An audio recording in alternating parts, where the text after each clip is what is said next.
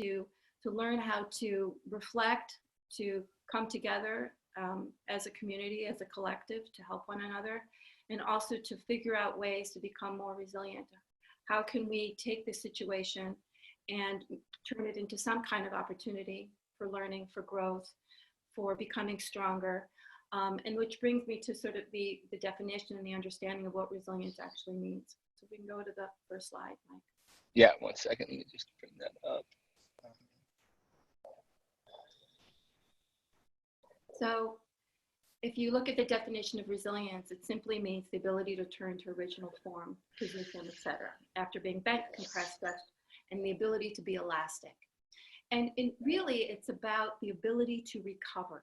So it's not about not getting sick or not having adversity happen or not meeting challenges. It's not even about not getting knocked down. It's about being able to get back up. And not only can we get back up and be normal like we were before, but hopefully better and stronger. So that's what resilience actually means. And the question is, how do we get there? How is it possible to be resilient as we age, as we go through difficult times that seem to knock us down? Some people are just born with this type of mindset. They're just born knowing that, come what may, it doesn't matter. Bring it on. I've got this. Other people are born feeling helpless, like everything is overwhelming. I can't handle anything. And the rest of us learn it. We learn it either because experiences are overwhelming, or we've had many, many experiences that are similar to one experience that teach us that life is not manageable. But the good news is we can actually learn this mindset. We don't have to be born with this mindset. We can learn how to start looking at life in a way that is not as anxiety provoking, if you will. Like, we can still have concerns and even worries, but that we don't focus on it, that we say, okay, well, given what is, what can I do? And we do this on a mental level, on a physical level, emotional, spiritual, and as a collective. So let's go into understanding, how do we get there? We get there by actually managing stress, by understanding stress. And we get there by having more self-awareness. So what does that mean? That means is as you're going through your day, and most of you may be, some of you may be aware of this, but most people aren't. As you go through your day, as you speak, as you do everyday activities, your body is actually reliving trauma. It's reliving its past experiences, and it's actually holding on to stress in the body. And if we're not aware of it, it actually leads to automated types of behaviors that lead to coping. So, for instance, many of us might use food for coping. So actually got interviewed on an article yesterday for the Washington Post for people who are eating too much or not eating at all because they're feeling so stressed, because it's their outlet of comfort. And so in a way, when you eat, it actually does reduce stress response activity. It does help you cope. It helps you feel better. But it's actually only temporary because it's not solving the problem. So in itself is actually what we call a maladaptive coping mechanism. It's not adaptive for survival. Is to be eating incessantly because you're fearful. So, but that's happening because your body is experiencing the trauma, and then it's reflecting back to the brain and saying, fix this, I feel badly. And then the brain goes into automated behavior that you've been doing your whole life that helps you cope. And what we're finding now is that there's a lot of things that we used to do for coping, and that for some people is working, for some people it's socializing, for some people it's going to museums. We're finding that a lot of things that we used for coping are not available for us right now. And so what happens is the system is continuously holding on to the stress, continually holding on to this trauma, which is creating an override on the stress response. And when the stress response is on override, that leads to more sickness and less ability to handle things as they come, and whether it's a virus or it's a challenge in the world, we have less mental capacity and less physical capacity to handle things, and also less social capacity to reach out and get the help that we need. So the first step is to develop the awareness of what's happening within ourselves, happening in our body. And I'd like to do that through explaining stress physiology, because when we understand that physiology, we can then connect with what it is we need to connect with. So let's imagine, we'll take a situation that's different from what we're in now. Let's imagine you're being chased by a lion or a saber-toothed tiger. Now, that is not a good time to take a nap, right? Is it a good time to take a nap? It isn't. You're going to be hyper alert, hyper aroused, hyper aware. It's not a good time also to reproduce. So the reproductive system is going to be shut down. It's not a good time for forage for food. So the digestive system will be shut down. That can mean slowing down of the movement of the colon, which we call peristalsis. It could mean esophageal contractions. It could be an upset stomach. It could be more heartburn. It could be a lot of different things as the way the gastrointestinal system is reacting to the current threat. Remember, what's key here is that it's a threat. When the brain perceives a situation that's present, that is overwhelming, that is not manageable in the current moment, it looks at it as a threat. And the brain does not distinguish between something real and something that's possible or imagined. There's a wonderful book by Robert Sapolsky called Why Zebras Don't Get Ulcers.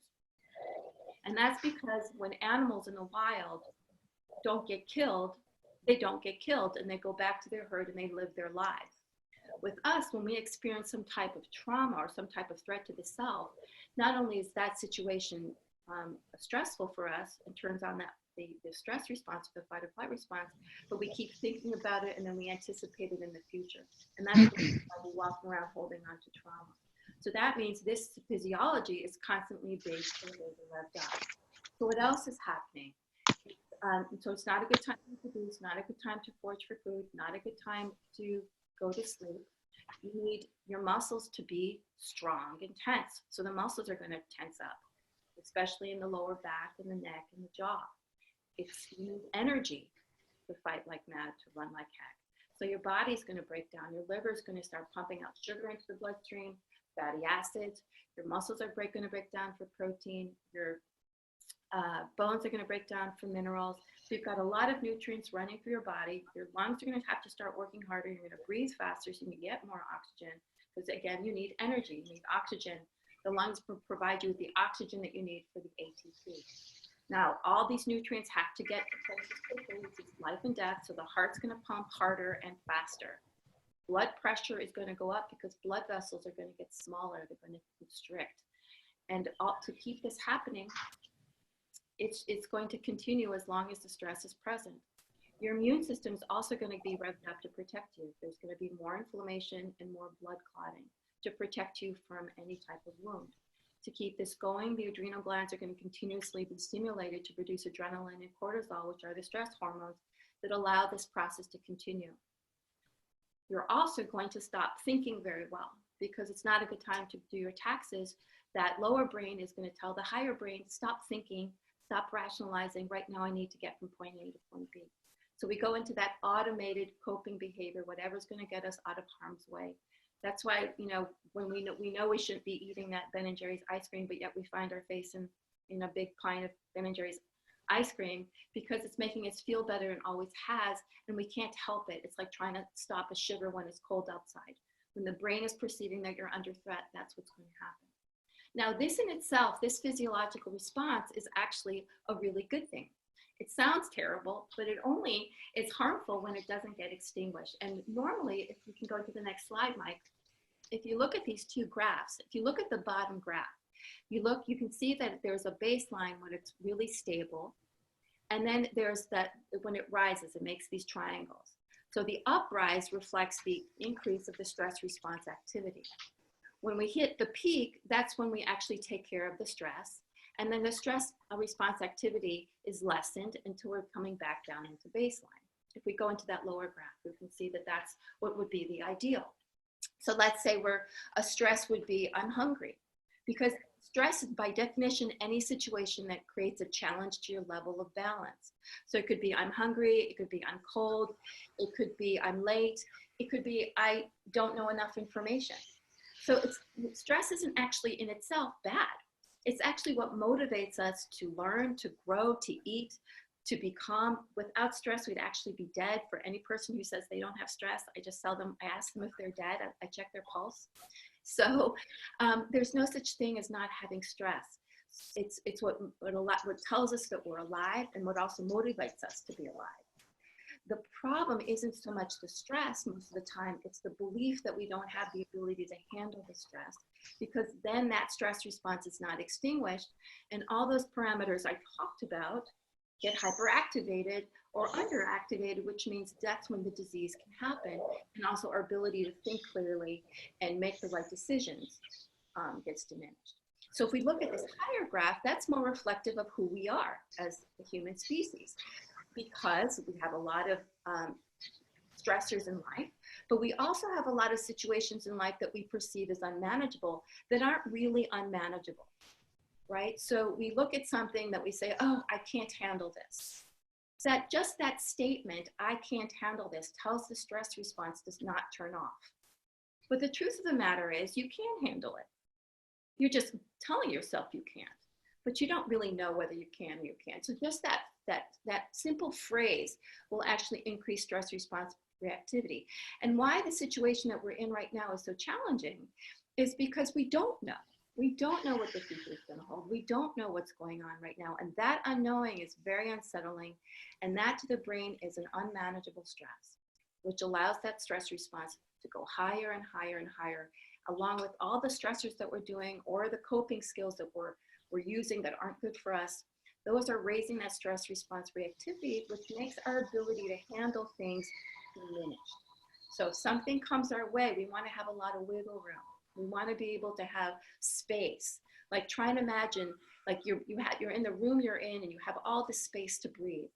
Imagine that you're in a tight little box. You're not going to have a lot of space to breathe. And that's what happens when the stress response gets activated, it isn't turned off, and we start ruminating or anticipating and feeling overwhelmed. So that's what happens. Our ability to breathe becomes contracted.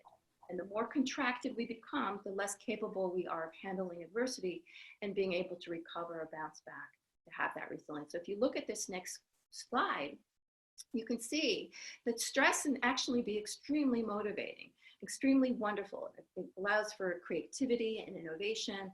It allows us to run marathons and do wonderful things.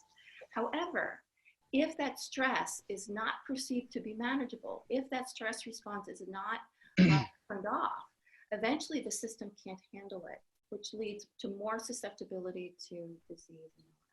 So what I want to do before I hand over the mic to Mike is I want to have you sort of become aware of that physiology in your own body.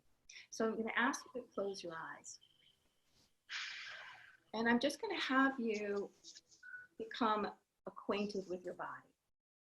So all I want you to do is imagine that you're scanning your body from the top of your head all the way down. So you're just going to pay attention to any sensations you might be experiencing anywhere throughout your body. Start from the crown of your head, notice all parts of your face, the back of your head, your neck, your shoulders, your back, upper and lower, middle, chest, middle abdomen, lower abdomen, even your arms and legs, your buttocks. What are you feeling? What are the sensations? There's no right or wrong. Pay attention to if something feels contracted or restricted or even relaxed. Does it feel open or closed? And if you can, even pay attention to your breath. Does it feel fast or slow, restricted, open? Again, there's not a right or wrong. It's just being about that ability to notice change, to be aware of how your body's reacting. So I want you now to have a thought in your mind. Put a thought in your mind of some type of worry or stress. You can use the current situation or something else. It doesn't matter. But I want you to notice that as those thoughts start coming into your mind, as you allow them in, notice how the body is reacting. Notice where you're starting to hold that. Notice where it's starting to accumulate. Now that you know what the stress response is, notice how that physiology is showing up in your body. Notice how your thoughts start moving into a direction of the what if.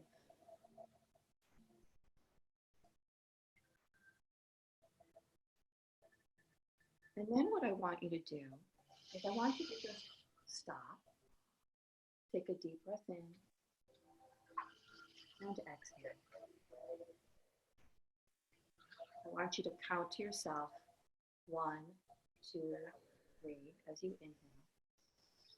And then 1, 2, 3, 4, 5, 6 as you exhale. 1, 2, 3 as you inhale. And 1, 2, 3, 4, 5, 6 as you exhale. Just allow your thoughts to float out with your breath. If you find yourself wanting to go back to those thoughts, just say to yourself, thinking, thinking, thinking, and bring your focus back to the breath. Breathing in, 1, 2, and 3. Breathing out, 1, 2, 3, 4, 5, 6.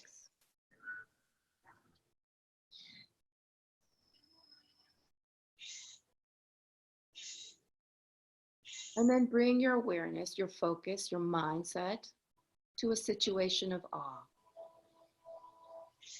Perhaps it's a beautiful sunrise or a sunset. Any beautiful place in nature. A body of water as the sunlight sparkles and dances on the water. A situation of awe of any kind, perhaps an eagle soaring through the sky.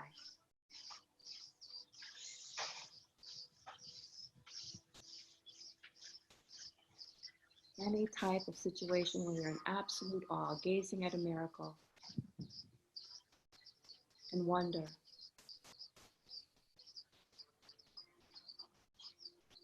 And notice now, as you scan your body, of how the body's feeling now. From head to toe, notice how you feel.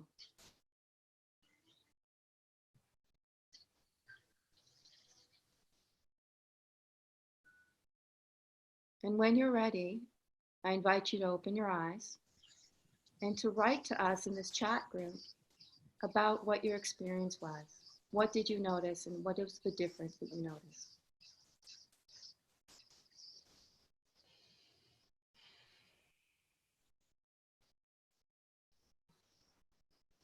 It's really helpful. The stress response. Thank you, Eva. I'm just gonna connect there with Eva. It's really the stress response can be so unique and so different from each individual person's perspective. So it can be really helpful as a community to share what your experience was, the stress versus the non-stress state, to help people feel supported, to see that where it's similar, where it's different. Uli, oh, great. Eva. Felt light, or like my chest opened after thinking about something beautiful, wonderful, calmer. I noticed my jaw was tight when I started breathing deeply. My jaw relaxed, wonderful. Tightness in chest and jaw, common theme. Opened up with your breath. And so I ask you, when you did find yourself feeling more relaxed, how now do you feel in that state of being more relaxed about life, right? When we're doing this, we're allowing ourselves to be more in the present moment rather in the tomorrow that we don't know. And that's really all we can do right now, is try to stay in the now. Felt more grounded and open, wonderful. Felt lighter, great. So Mike is actually going to take this a step further, and I'm gonna, wonderful, present, great. This is what we want. We want to try to be more present in the now. So Mike is going to help you take this a step further now. Awesome. Thank you so much, Eva.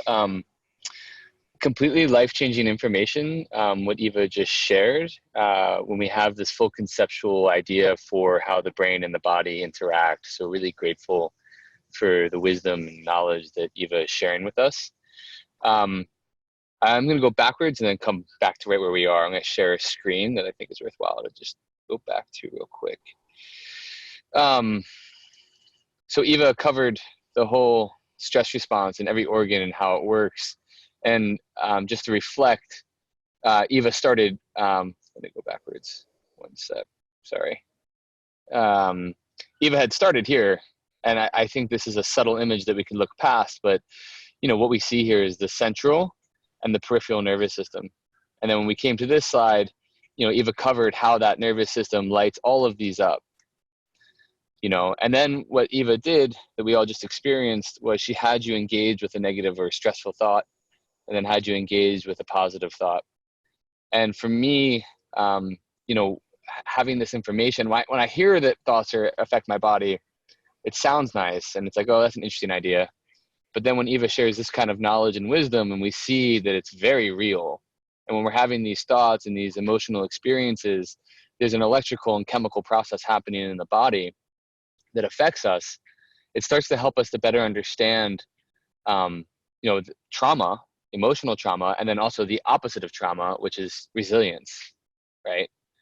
And so what I'm receiving from Eva's gift and the gift of this workshop together is that we have the keys to this resiliency in our hands at all times with these tools, that are being given, right? So by learning to respect how I feel, I'm able to govern the stress response in ways, right? And so I think a key word that I heard Eva say is that if you're alive, you have stress. It's a part of what helps us to function. What I'm receiving from this, and I've received from this in the past, is the more I can pay attention to my feelings, the more I can come into harmony and cultivate resiliency. So my feelings are very significant because it's the stress response, like Eva covered, right? It's this whole thing coming online. This is a felt experience. So if I feel stressed, you know, the question of, do I want to be stressed? No, I breathe. You know, and that breathing technique that Eva just shared, anytime you want to trigger a relaxation response, you just need to make sure your exhale is twice as long as the inhale. So that's why Eva was doing those, you know, inhale on a 3, exhale on a 6. And in this way, we can help to triage and reduce the stress, come back to presence, and cultivate resiliency. It's really wonderful information. I'm so grateful for what she shared with us. The piece that I want to dive into, ironically enough, I'm hunched over as I'm talking, is this piece. So taking what Eva just shared with us about the physiology and how significant it is for how we feel, and now tying this into posture. So this first picture here, Linda Stone, who is on the directors at MIT Media Lab, and then Dr. Eric Pepper, who's a great biostatistician, physiology researcher at SFSU, have researched posture. Linda Stone coined the term email apnea. And what she did was she went into cafes and she would observe what people would do when they'd pull out their laptop. And almost every time what would happen is someone would pull out their laptop and then do exactly what this guy's doing, which is he would round their shoulders. And in rounding the shoulders and coming forward, you're closing off the lungs, which is making the breath short and shallow. And short and shallow breath is how the breath happens when the stress response hits. That's an autonomic process, that the breath goes short and shallow to heighten our awareness, as Eva shared. And so if we find ourselves in these fear postures, what's happening is just by taking the posture, we're telling the mind, I'm afraid. You might not even be afraid. You might just be writing an email. But if you're hunched over in a ball and breathing short and shallow, you're engaging in a fear posture. And so now the opposite is also true, where we have Amy Cuddy over here from Harvard. She has also done a lot of research on state, and she has one of the most widely viewed TED Talks, where she does the opposite, right? Where just by assuming this posture, you can start to feel great, you know? And so better than listening to me tell you about it, I think it's really worthwhile to just go ahead and try it so we can experience it and really understand how posture affects our state. So if we could just kind of try, we're going to try the fear posture first. So we just come forward and sort of really round the shoulders and allow the head to kind of come forward. And just allow yourself to have this experience. Let go of any thought about it, but really round the shoulders, do some short, very short, shallow breaths, and then start to observe how you feel. And now let's do the opposite. So let's sit up. And then sort of open your chest, and you really got to, for this to work, you really got to do it. So, you know, stick your arms up, put a big smile on your face, really big smile. Yeah. Tilt the head back. I love that. Yeah. And if you're in a coffee shop or a public place, even more reason to do it, right? Big smile. Notice how you feel. So beautiful.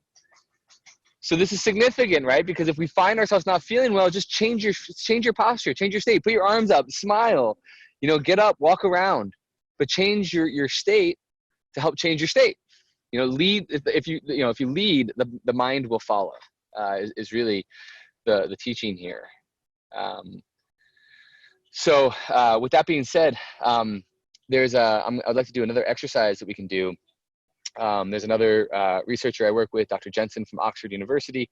She has something called an emotional release technique. So as you guys saw earlier, how the mind and body is connected, it's one.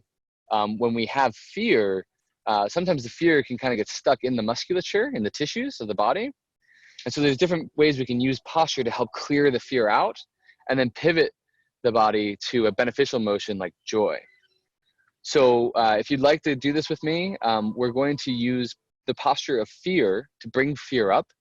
This is a moment where there's a lot of fear in the world. So we're going to intentionally cultivate fear. And in the process of doing that, clear it. And then once we clear it, we'll sit up and we'll smile and we'll pivot from fear to joy so that we can change our state in this way. So if you'd like to join me, the way it works is we come forward into a ball, and then I'm going to walk you through the exercise. So you just come forward, place your face in your hands,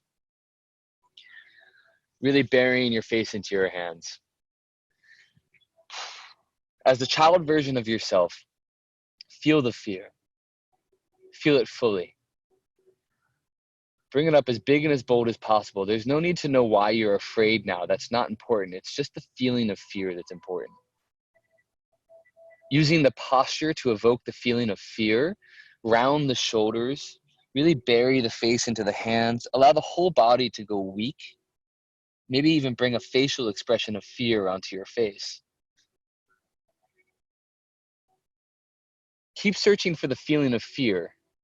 Search every cell, nook, and cranny of your mind, every muscle, tissue, tendon of the body for the feeling of fear, and keep bringing it up. This is your time to clear the feeling of fear.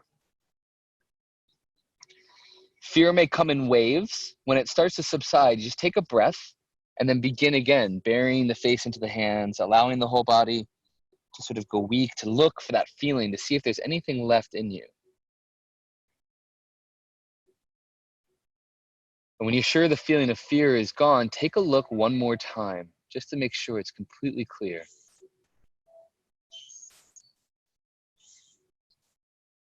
And when you're sure it's gone, you can sit up with your eyes closed. Take your time here.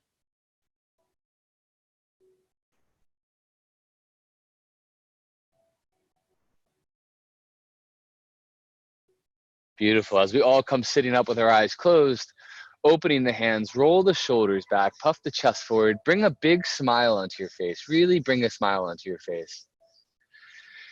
And as this child version of yourself, choose joy. It's always there inside. Reach in and find it. Allow joy to wash through every cell, tissue, and organ of the body, feeling it from head down to your toes.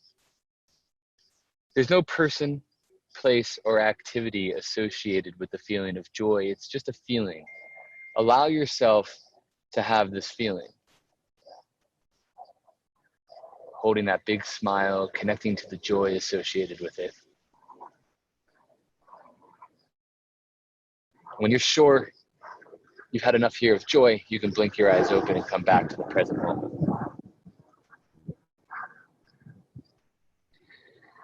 Beautiful. These kind of experiences, emotional experiences, can be really powerful in community. So if you feel open to sharing what your experience was like in the chat, it'd be awesome to hear from you. If you were able to evoke fear through posture, if you're able to connect to joy, what was that experience like?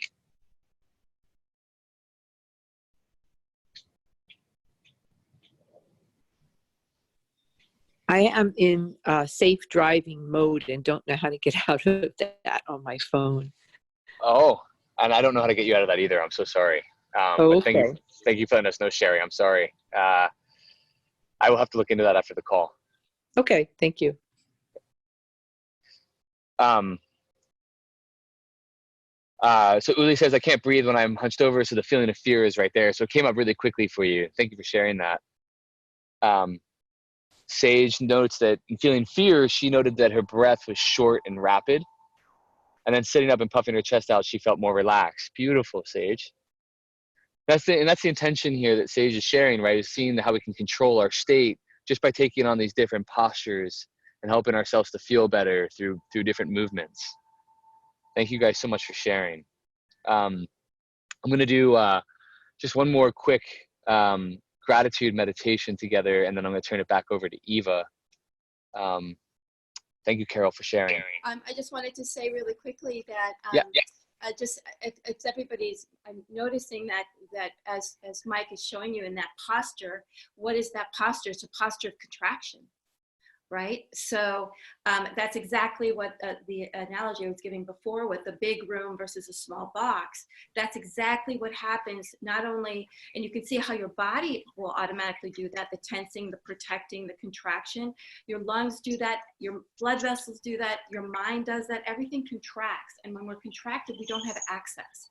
We don't have access to a positive mindset, to a resilient mindset, to people, to connection, and all those types of things. So that even just that, and I just wanted to just add, it made me think of if you're feeling really scared or invincible, these postures are so great. You can, I'm going to stand up. I don't know if you can see me, but I'm going to take on the Superman pose. Right, so this studies have actually been done that you can take on these poses and feel more invincible or feel lighter. You can, put on a crown and be the queen. I've got this. So these are different things that might seem silly to you, but they're actually very effective in reducing that stress response and helping you connect with the bigger part of yourself. So go on, Mike. Beautiful. Thank you. Okay. Let me just reach Sharon with doing this almost tears and short of breath, but with sitting up. That's wonderful. Thank you for sharing that, Sharon. Oh, great. Oh, great, Sherry. You're out of safe driving mode. Great. Welcome. You'll have to share with us afterwards how you did it so I can learn. But thank you, Sherry. And thank you, Sharon, for sharing that. It's really beautiful. I just wanted to share one last thing there, which is that when we share authentically about our feelings, it really helps to connect us all, and it makes me feel really safe. So I'm really grateful for people sharing about the emotional experiences that they're having. With that being said, I'm going to go ahead and share my screen, and we're going to do a gratitude meditation with this beautiful little being. So before I turn it back over to Eva, just closing the eyes for 1 second. We're going to do 3 breaths together, and then we're going to go into a gratitude meditation. So closing the eyes, taking a deep inhale in.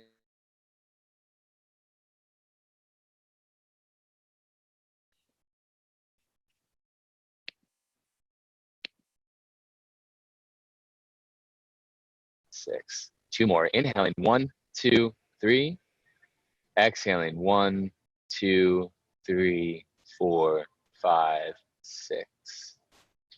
Last round. Inhaling. 1, 2, 3. Exhaling. 1, 2, 3, 4, 5, 6. Now in this still space that we just cultivated, bring awareness to your heart center. Allow the awareness to sort of rest on the heart center like a mattress. Just rest awareness on. If you have a hard time connecting to the heart center, you can physically bring your hand to the heart and touch the heart, but really connect to the heart center. And from this place of connecting to the heart center in your mind, start to ask the heart, what am I grateful for?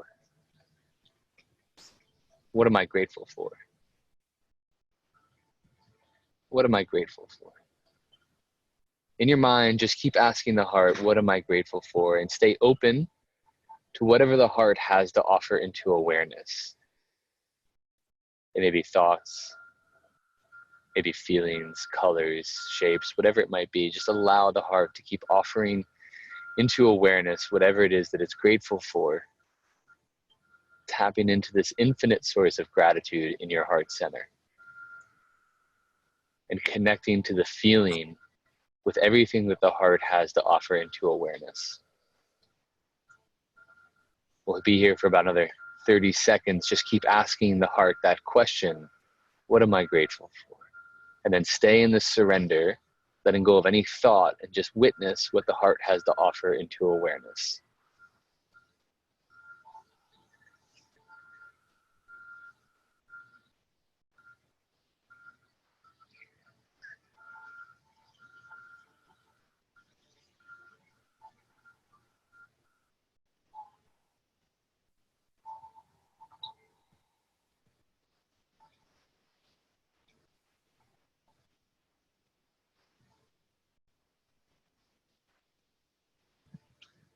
We'll take a deep breath in here. Big inhale into the nose.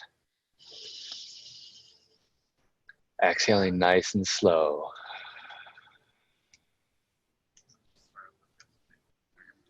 When you're ready, you can slowly blink your eyes open, coming back to the present moment.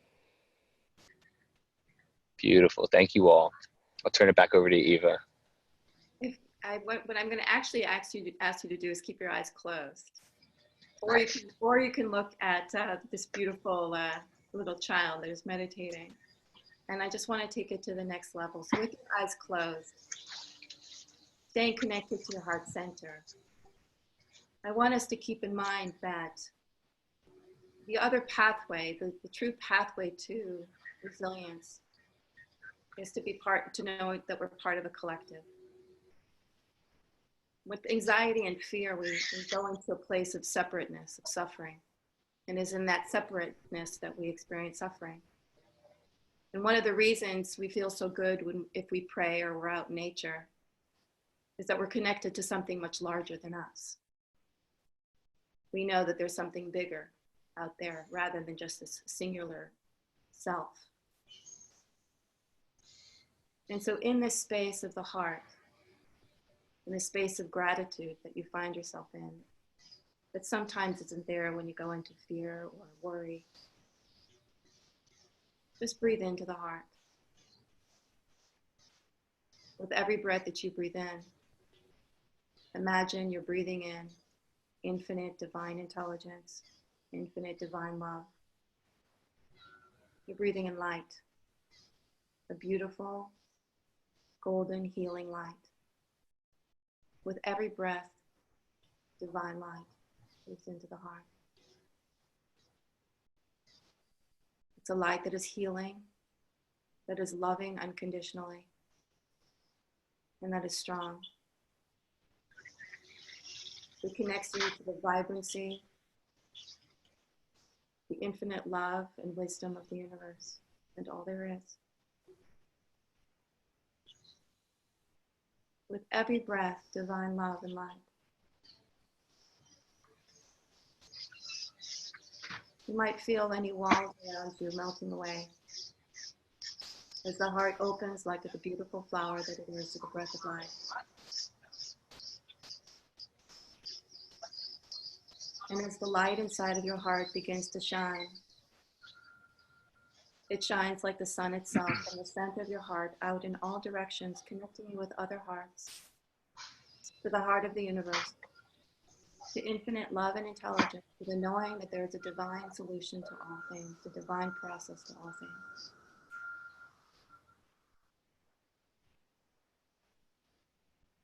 And then you start saying silently to yourself,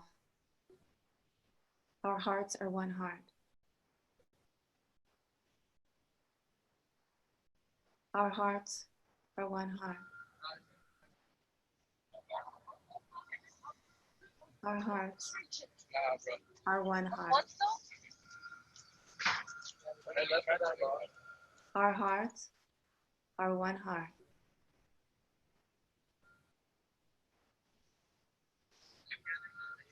One heart. One. All is one.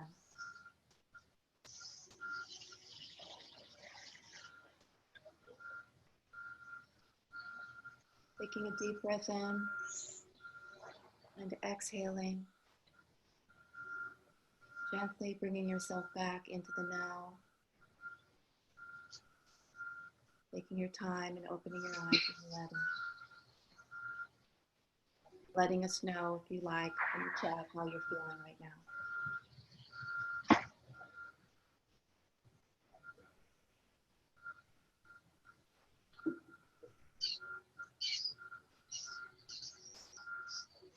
Hello. Sometimes feeling completely at peace is also a feeling, and the word peace just describes it, you know? How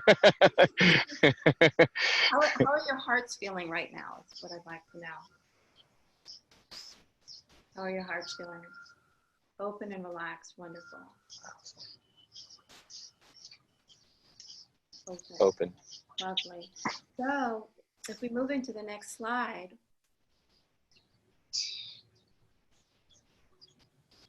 We're talking about restoring our resilience. How do we do that? We want to look at what love, I love that. Where am I right now? Never judge yourself for where you are or what you're feeling. Your body is a brilliant, brilliant vessel, but it's letting you know where you are at any given moment. The goal is to use our emotions, to observe our emotions, to segue that we're in need, and to nurture ourselves as opposed to letting the emotions drive us. Like I said, if your emotion's driving you, you're going to contract, and the contraction is going to lead to a certain behavior that's not going to serve you or others. So first, pay attention to where am I?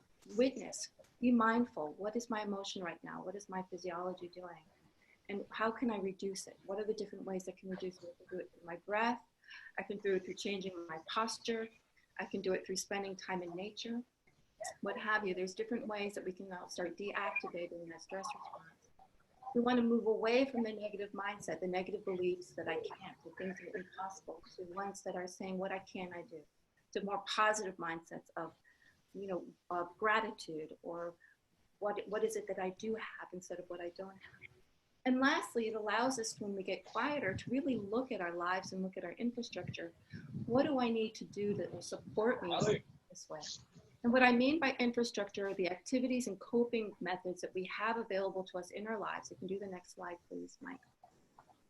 That will support our bodies, our minds, our spirits, our relationships to be strong, so that as adversity happens, we're able to collectively handle it. That means putting nutrient-rich food into your body, making sure you're moving your body and exercising, getting out in nature, getting adequate sleep, laughing, making sure we have social connection, even though it has to be social distancing, but we can still do things like this, or call people, or go for a walk with somebody, even so they're 6 feet away, what have you. But we can meditate. We can, of course, connect to something much larger than ourselves, which is what spirituality is, find purpose and passion. What I've been telling my clients now with everybody, not only have they all taken care of themselves, but what I say to them every day, when you go through your list of what you're doing for yourself, ask yourself, what can I do for someone else today? It could be something big, it can be something small, but remember that this is a collective, so we're all one. So it always helps us feel like we're more invincible or more strong when we're doing something else and when we're doing something. Part of the hardship around the situation now is that we feel helpless. So the more that we can feel that we can help, the less helpless we will feel, and the better we will do. I don't know if I had another slide after this. Is there something after this? That's it. It's you, Mike. Awesome. Thank you so much, Eva. That was beautiful. So where Eva just left off, that I'm going to run with, was fueling the infrastructure. And there's so much rich information that was shared on this call. So now how do we take that information and transfer it into our lives as a routine and practice? And to that extent, fueling the infrastructure, like Eva just shared, all of those are really powerful ways to do it.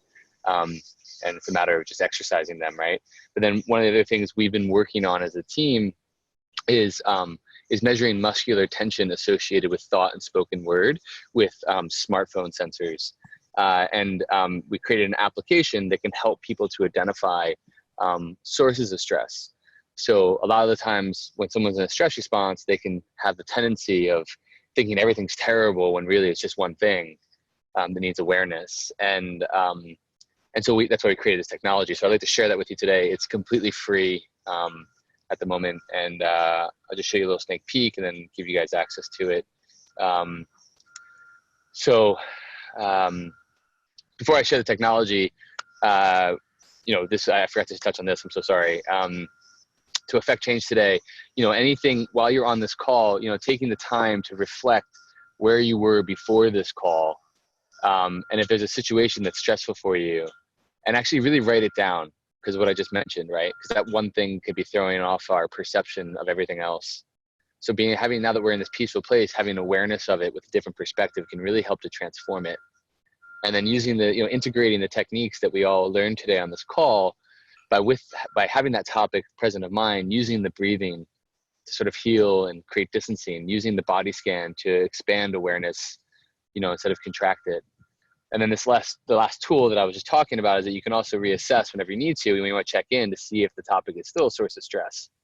And so what we did to help provide assistance with that was we created a smartphone kinetic tracker, so movement tracker, that can help measure movement and to identify sources of stress. It's called SENSI app. I'll show you the application in a moment, but just to show you how it works, your phone has has sensors in it. So you know when you hold the phone and you turn it sideways, the whole screen readjusts. There's a sensor inside your phone that's measuring your orientation in space and time. It's called a gyroscope. And what you see here on the right side of the screen is the gyroscope data in real time measuring that gesture. So when the person is thinking of a non-stress topic, that's what their movement looks like, flat like that. And when they think of a stressful topic, it's kind of wiggly. So we can measure that and then give them feedback to help them identify what's really bothering them, and then provide them with very specific techniques. And we're working with Dr. Eva Selhub and a couple other doctors to put these personalized stress interventions into the app so that you can have them, basically have a Dr. Eva in your pocket whenever you need her.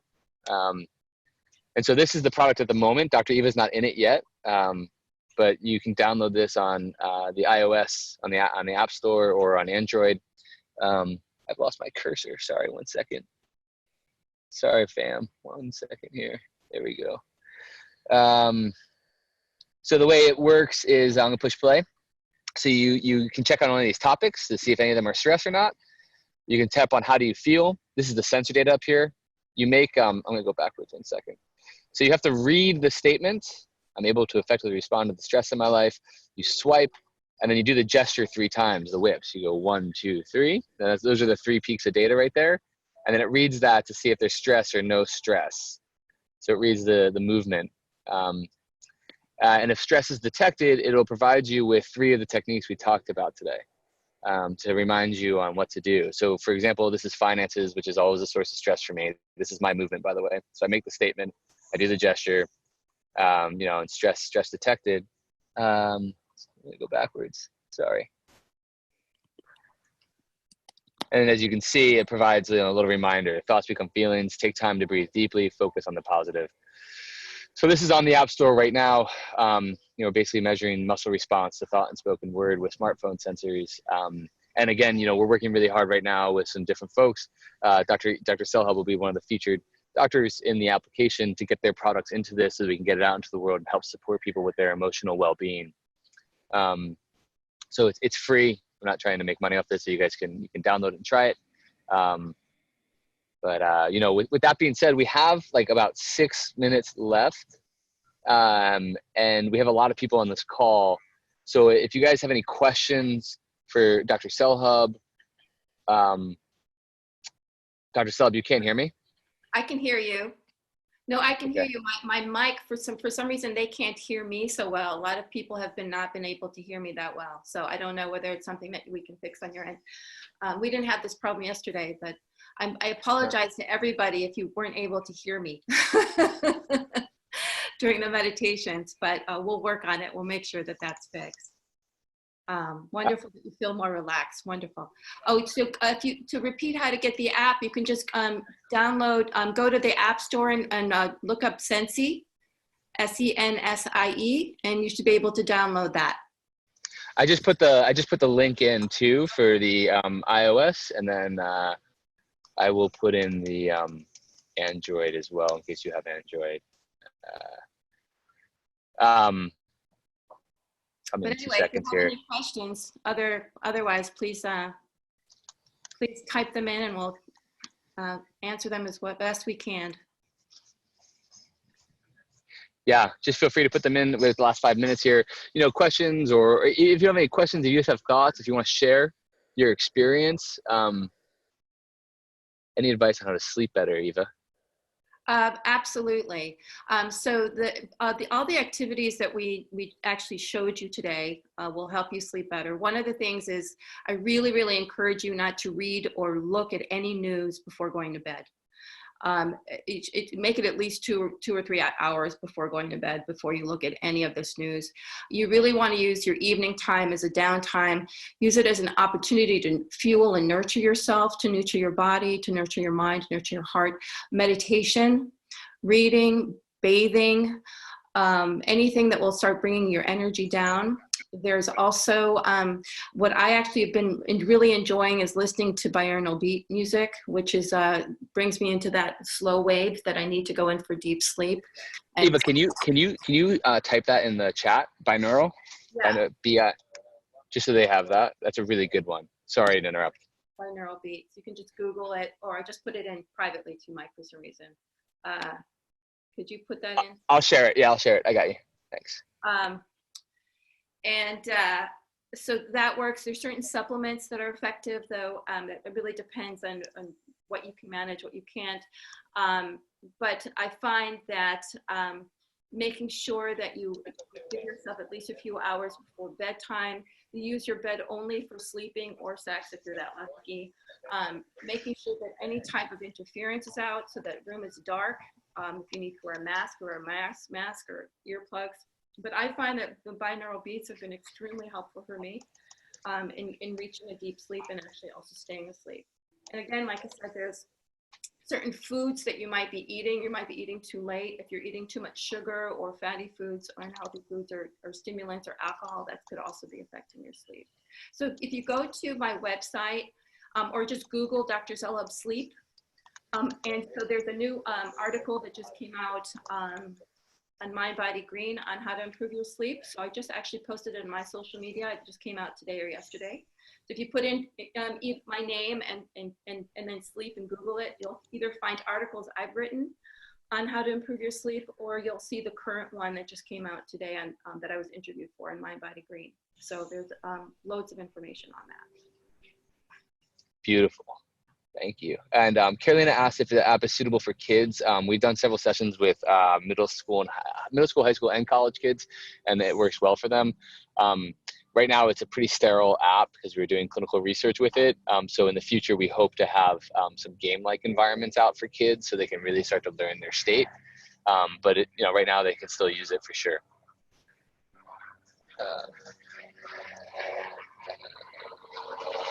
Yep, great. What countries is it working? It's working. It's accessible in America, Australia, and UK currently. I believe we released it in Ireland too. We hope to get it out in more countries, but that's where we are right now. So, any other questions before we tie up for Eva, or anything on physiology or meditation or stress?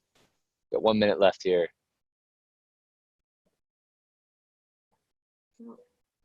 Awesome. Okay. There'll be an email that comes out after this that provides some resources, sort of like a cheat sheet of the things that we talked about today. So keep a lookout for that. I'll see about if I can get this recording into that so you can have it for future reference. Please feel free to share this with the link, the Calendly link, with any of your friends or anyone in your community that can benefit. There's a lot of people suffering right now from the stuff we covered, and we can help them tremendously through these very simple techniques. So, we expanded the number of people that can be on these workshops for that reason. It's free for all, so please feel free to share this with as many people that this might be of service to. Really grateful for all of you coming together today and sharing your energy. Very grateful for Dr. Eva Selhub and her sharing her wisdom that she has. Thank you, everyone. We're thankful for you. Grateful. That you have. And I want to thank everybody for joining us today. And again, share the love as much as we can. That's it. Beautiful. So good. That's a great way to end. Yeah, share the love. Take care. Be safe. Thank you, guys. Take care. Bye-bye.